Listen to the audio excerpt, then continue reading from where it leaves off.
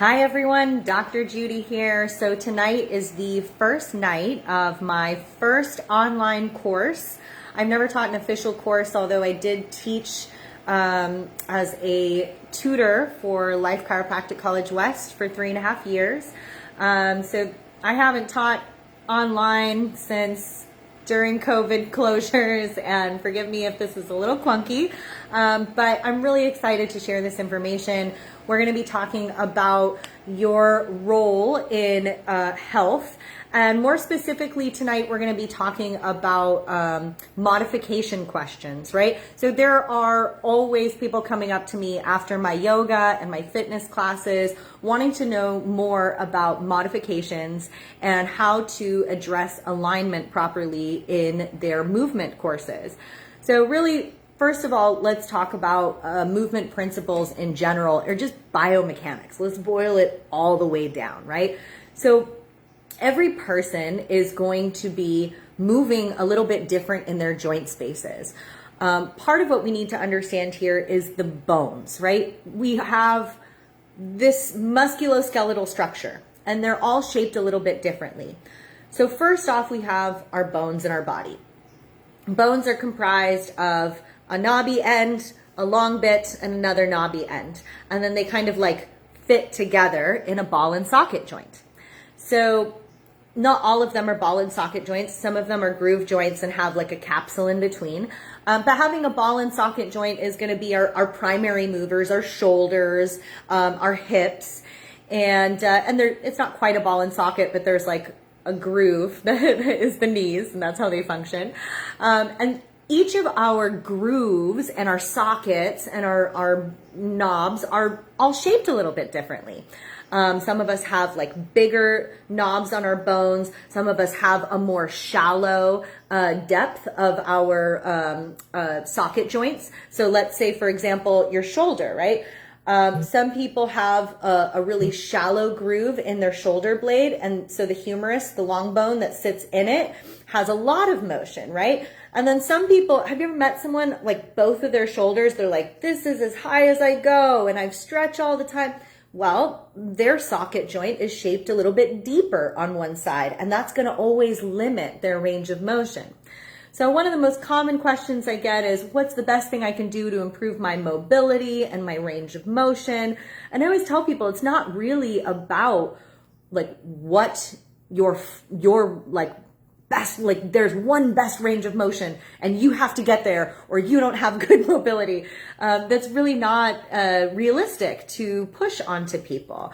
So the goal is always to condition the joints to the best of their ability and make sure that the tissues are moved regularly so that they're getting circulation, so that we're bringing in new oxygenated blood flow, so that we're getting the metabolic waste that builds up in the tissues and in the joints is getting pushed out and eliminated, right? We want to push it out of our body, but not if it's being stored. If we're storing it, it's not effective.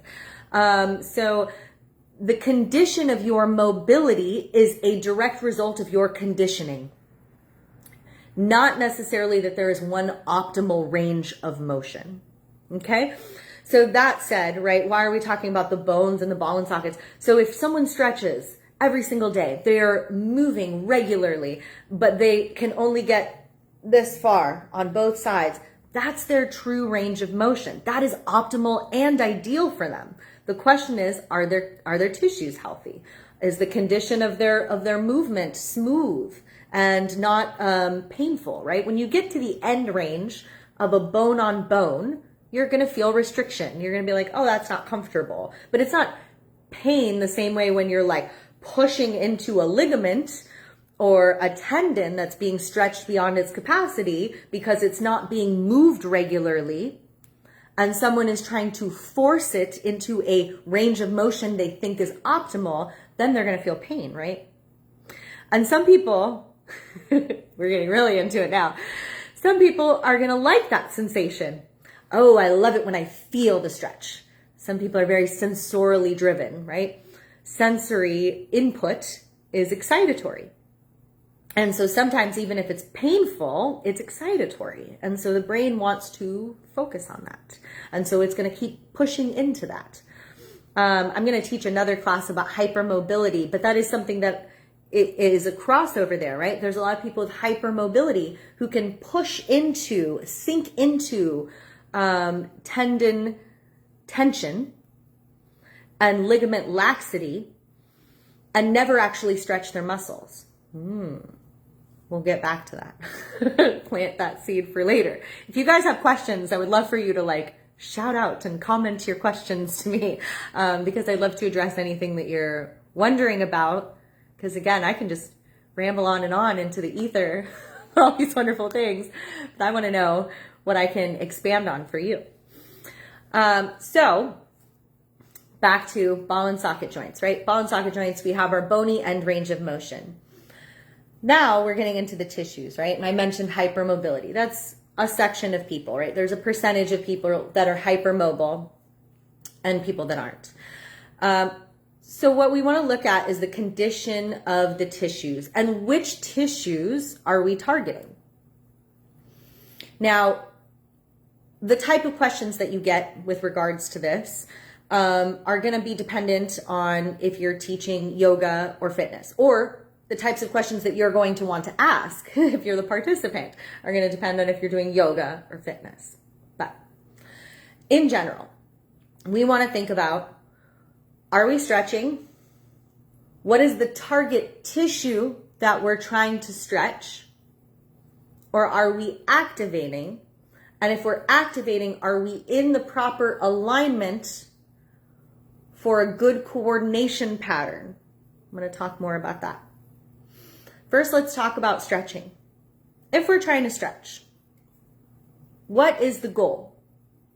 Is the goal sensation? Is the goal to have better range of motion, flexibility? So we talked about bone-on-bone restriction, right? There will be limitations when you get to a bone end range of motion. That can vary. We talked about depth, but it can also vary based on the age of the person. If they have arthritis, if there are bony changes. Some of you may have heard of the word osteophytes. So if there are osteophytes, right, bony growth, osteoporosis, bony fusions, right, things can change in terms of the shape of the structure of the bone. That can also create a limitation. So when we're stretching, there's bony limitations. Which target tissue are we going for? So mobility is misunderstood commonly. And a lot of people think, oh, if I want better mobility, I need to stretch more. Mobility is actually not about stretching at all. It's about activating through a dynamic range of motion. Anyone who's selling you a mobility course online, there's some pretty good ones out there, but anyone who's selling you on mobility, talking to you about mobility, if you are learning mobility, you better be working. That is not a relaxing class. That is an activating, using your muscles, thinking with all of your brain power about which muscles you're activating and how you're activating through that range of motion. If you are stretching, it's not about activating and it's not about sensation. This gets confusing because people want to feel a stretch. Ooh, I want to feel a stretch. So stretching should be done with great attention to alignment to get into the proper tissue type. Let's talk about ligaments first. We'll work our way out from the joint space. So first we talked about the joint itself, right? Bony restrictions. Now we're going to talk about the ligaments. What is a ligament? A ligament attaches bone to bone. So if you have a ligament, it has a certain amount of elasticity throughout our lifetime, which reduces as we age. But it has a certain amount of elasticity and it has a range of motion to that elasticity. Now I mentioned before hypermobility, and some people are not. And there's a big spectrum of hypermobility. You might be hypermobile and not know it. You're just really flexible in some ways and not in others. We'll talk more about that in the hypermobility class. But the dynamicness of the ligament, in other words, the more stretch capacity it has, the more joint range of motion there will be, right? Because those ligaments are attaching bone to bone. So let's say it's a shallow joint and they have lots of range of motion. If that ligament is very tight, it can restrict the range of motion, even if there's a shallow bone joint space. If it is a tight ligament, it'll restrict it. If it's loose, that joint can move so much. Have you ever seen anyone that can like lock out their elbows beyond zero range? Let me show you. Now you have. But you've seen someone like standing in line, right? And like locking out their knees and you're like, holy smokes, that person's knee is bending backwards. Yes, it is. Some people have so much ligament laxity and hypermobility that they can like lock out their joints to -5 degrees, go past zero, past completely straight. So that will change the amount of range of motion that that joint has, but also how you target what you want to stretch. If you have tightness in your actual ligaments, which can happen, it's usually a trauma response, or it's just, if you have it, it's like that throughout your whole body. Those are more stable bodies, not on the hypermobile spectrum at all. But if you have these more ranges of motion, then you don't want to target those ligaments at all. You don't want to stretch in a way where you're sinking into a ligament end range of motion. That is to say that if you're a teacher instructing and you see someone that's going past zero, they are hyperextending in their joints when they are stretching, you instruct that person to pull back.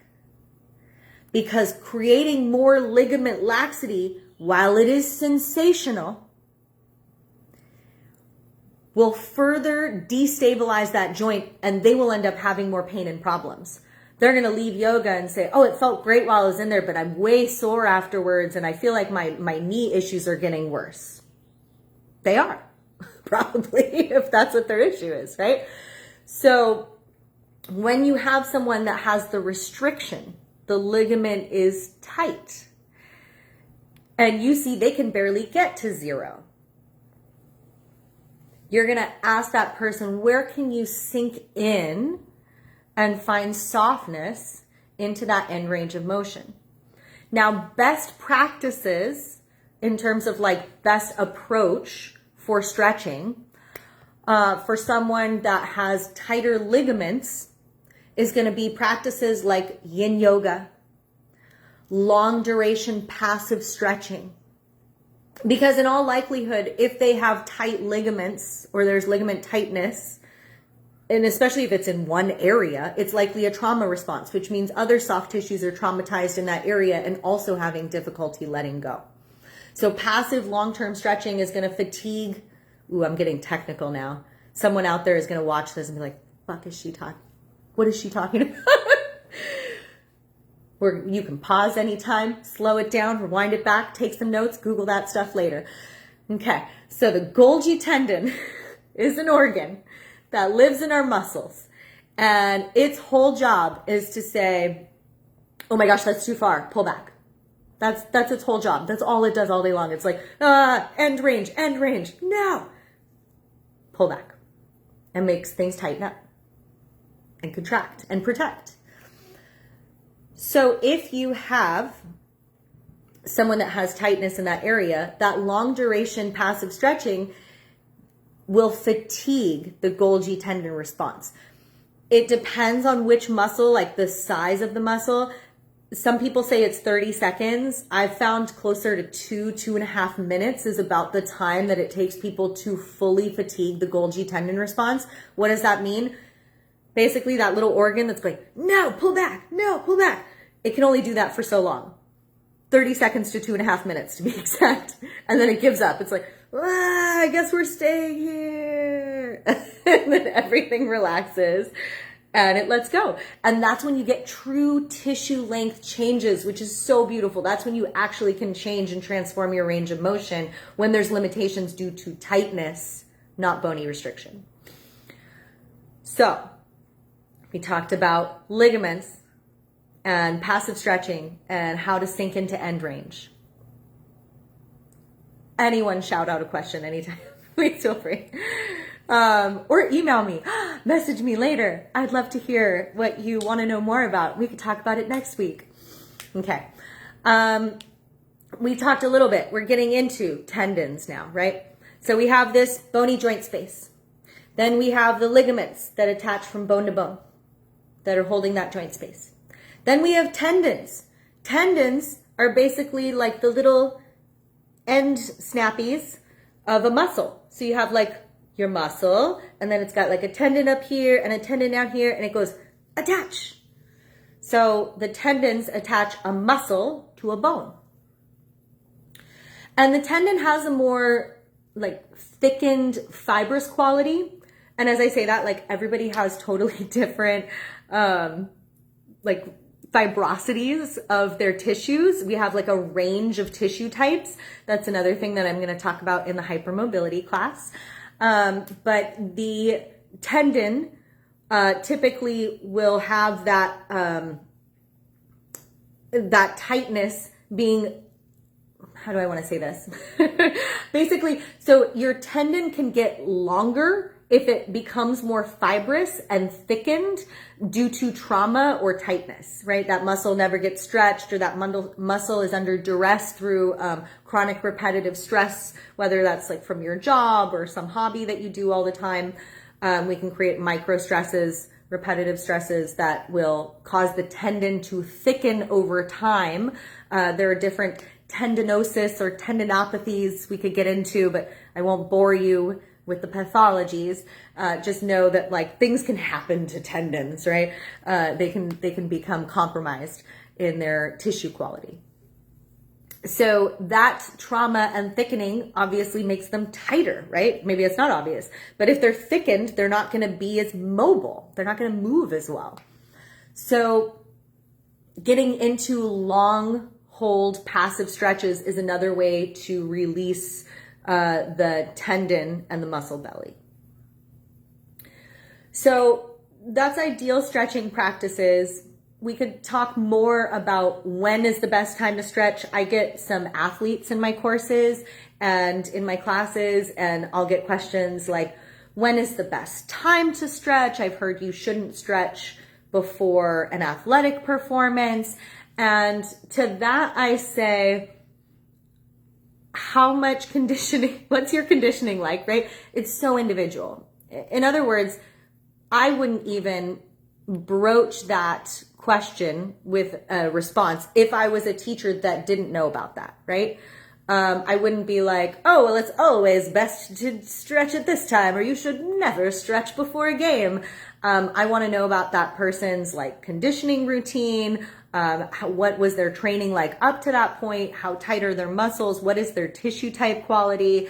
And then I would caveat and preface anything that I say with, of course, I'm not your doctor and I'm not your personal trainer, but these are general things that I would think about informatively for my reference in my own choosing what's right for me. Because when you're a teacher, you don't want to be telling people, this is what you should do. Don't be shooting all over your patients. That's rude, first of all. And second of all, you don't know that person. You've met them a handful of times. You've seen their bodies move for maybe an hour at a time in your class, once a week or whatever. And like, they've been in that body for however many decades. Please do not presume that you know your students' bodies better than them unless you have a very in-depth working knowledge of like doing one-on-ones with them, and you have like lots of rapport and case history. So that is just like, we'll get more into that when we talk about ethics in a few weeks, and just knowing what your scope of your credentials are. But I, even as a doctor, say that to people all the time because they're not my patients. They're my students in my class at the gym. So getting back into stretching, when's the best time to stretch? Again, it's good to stretch if you need that. If you have tight tendons, if you have tight ligaments, it's good to have a passive routine. Most of us hold tension somewhere in our body, and maybe you need to stretch passively and for long durations in some areas and not all of them. So I also encourage people to look at their own individual makeup of their body and where do they hold the most tightness. My upper traps, like a lot of people, are just like holding on to the weight of the world and all of my breath. And that is a common area that people can do, like longer duration stretches that tend to be really good to release that area, because we forget to relax. We forget to breathe in our bellies. We forget to like feel our feet on the ground. Don't we? I mean, it's stressful out there. There's a lot to do all the time. So, you know, if you have some resonance with that, like, oh yeah, there are parts of, like, think about it for yourself right now. Like, in my body, are there areas where I'm more flexible? And are there areas where I'm really, really tight? Maybe you have a sitting job and your hamstrings are just like, hamstrings being the back of the thighs. Maybe they're hanging on for dear life. They're so tight because you're sitting in that flexed knee, but on a stable, static position all day long. And they're like, oh my gosh, I just want to be stretched. But maybe the other side of you, like your core is really deactivated and not super tight, or maybe it is tight. Anyway, that's a whole other, we can get into the dynamics of core. That's another class. So all that is to say, think about your body. Think about what's true for you and where you feel the most tight when considering what is an appropriate stretch and where.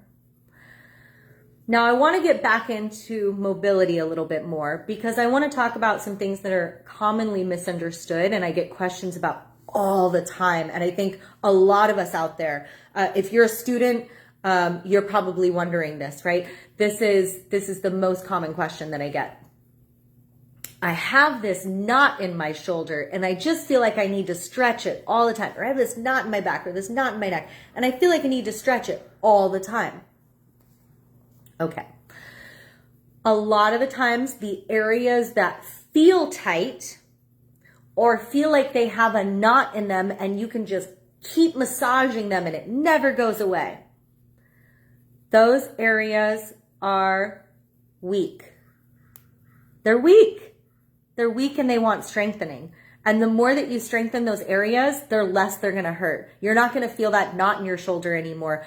The knot that you're feeling, when an area is weak and it's outstretched, let's give a good example. A lot of people are stuck in a desk all day. They're stuck in a computer job and they're rounding their back. And then they're going, this muscle is so tight. I always have a knot in this muscle right here.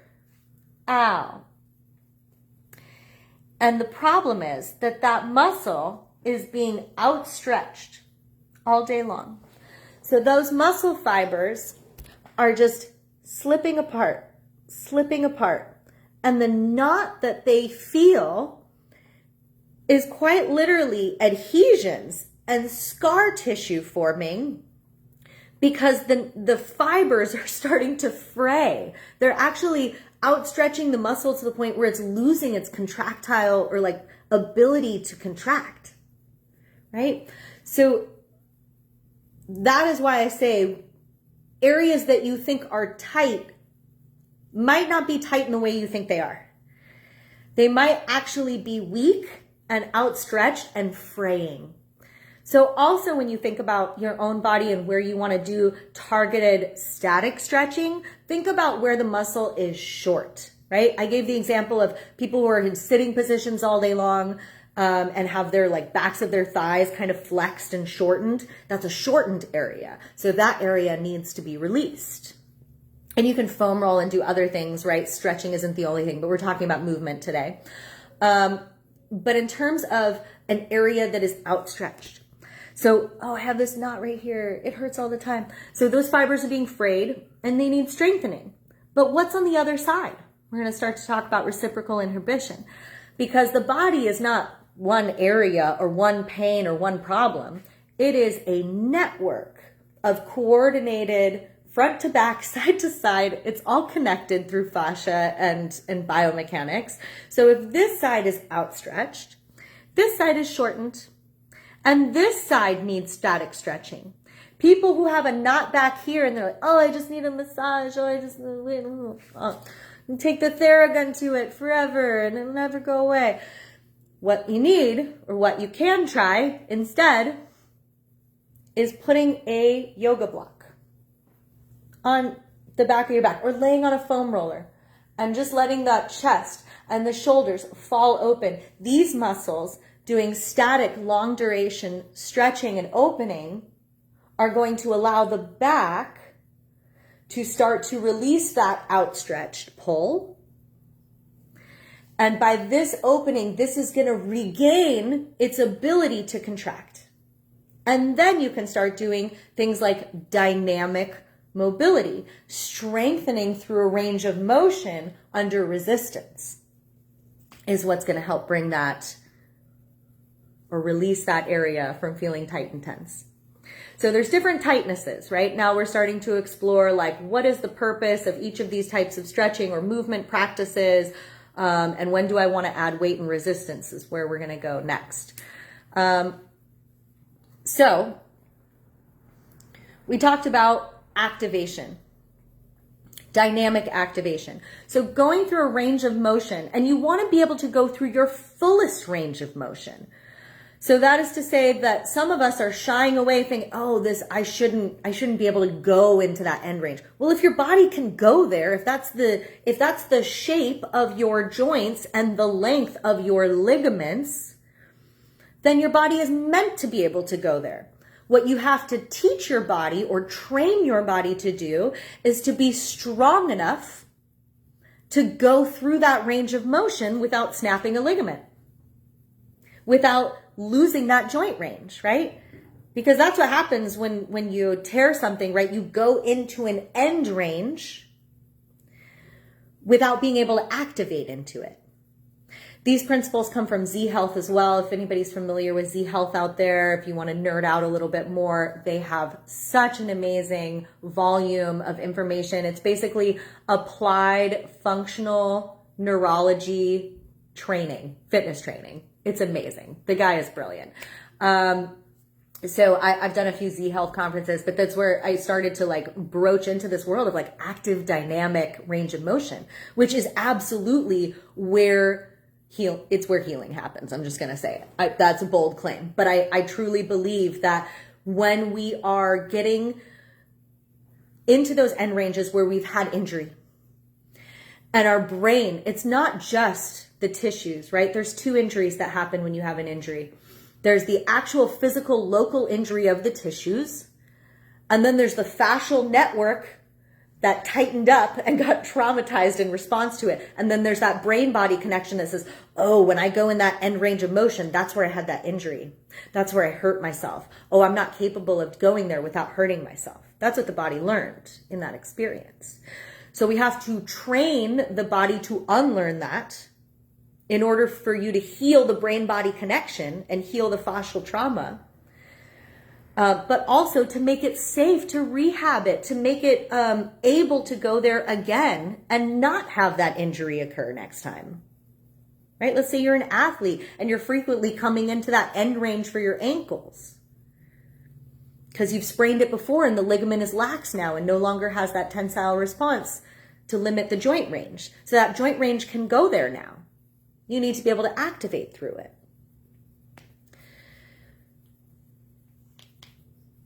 So, and this is why I struggle when I don't have anyone to talk to, because I need you to anchor me with your questions. Bring me back to what we were just talking about. So understanding that you have the different types of activation for different reasons in different areas. That active dynamic range of motion is really about training your muscle belly to be strong enough to go through a range of motion. When do you add resistance and weight? Resistance and weight can be added anytime you can't feel the muscle activating. Now, most people are going to be curious about that, because they're going to say, oh, well, I'm not strong enough to pick up weight yet because I still can't feel it when I go through my range of motion, right? It's like, let's say we're doing like active dynamic knee range of motion. You're doing knee circles and they're like, oh, it feels scary to do knee circles because I can't feel my muscle activating. When I go here, I can't go any farther. Okay, add a resistance band. It's harder. And then you're going to feel your muscle. Oh no, it's so hard now. Yes, it should be hard. It should be hard. We should be challenging our bodies. If you're always trying to stay comfortable and out of pain, there's no such thing as a pain-free life. That's called death. That means your nervous system has stopped working and you're no longer receiving feedback from the body. Making things difficult is activating neural pathways and challenging muscles to become involved where they weren't previously coordinated enough to support you. So putting yourself through active dynamic range of motion, oh, I can't feel the muscle activating, I don't feel strong enough there, add resistance, add weight. It's the only way that muscle is going to have the feedback to turn on for the first time, possibly, or for the first time since it was injured. So that's pretty much all I have for today. I wanted to keep it a little light and a little short, and we did it live and for free. And so you've now had 30 minutes of my deep lecture about body introductions to movement and fitness and some of the principles of how our joints and our muscles and our bones work together to allow us to move. And I'm going to talk so much more about this over the next 5 weeks. I'm just really excited to get this started, and I hope that some of you get to watch this and get some information out of it. Even if you don't watch the other ones, I hope this is helpful to you in your movement practices. And thank you so much. I think I see someone out there. I can't tell who it is, but thanks for being here. And I hope everyone is having a wonderful start to your week. Thanks. Bye.